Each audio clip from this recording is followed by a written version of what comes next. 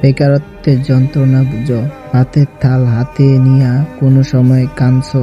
যারা কাঁদছে অগরে যায় জিগেবা যে এই মুহূর্তটা কিরকম। একটা ছেলের কাছে তার দুনিয়া হলো তার বাবা মা। এই বাপ মা যখন তার সাথে খারাপ ব্যবহার করে, সেই সারাদিন কি করলি, একটা টাকা আনস না, আর কতদিন এমনি বসে বসে খাবি। এই কথা শুইনা যে ছেলে ভাতের থাল হাতে নিয়া কান্না করছে, পরে যায় জিগাইবা যে এই মুহূর্তটা কিরকম, কষ্টটা কিরকম। এই প্রেম ভালোবাসার কষ্ট সবকিছুই ফেল এই কষ্টের কাছে। যখন তোমার মা 10 মাস 10 দিন তোমারে যখন পেটে ধরছে, এই মা তোমারে পাইলা পয়সা বড় করছে।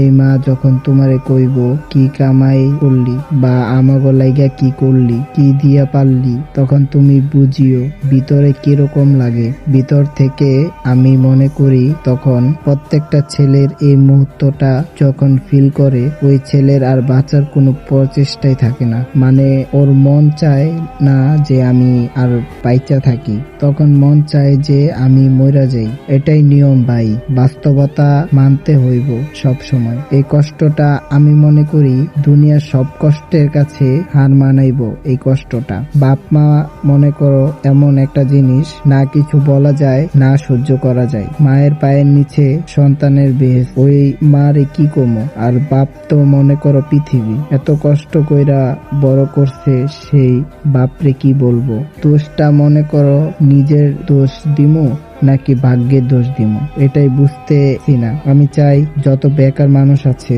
যত বেকার পোলাপান আছে, আল্লাহ সবাইরে এটা ভালো এক অবস্থানে দিয়া দিক, এই তৌফিক দান করুক। এটা কর্মের ক্ষেত্রে, যে কোনো ক্ষেত্রে আল্লাহ সবাইরে ভালো একটা অবস্থান দান করুক, আমিন।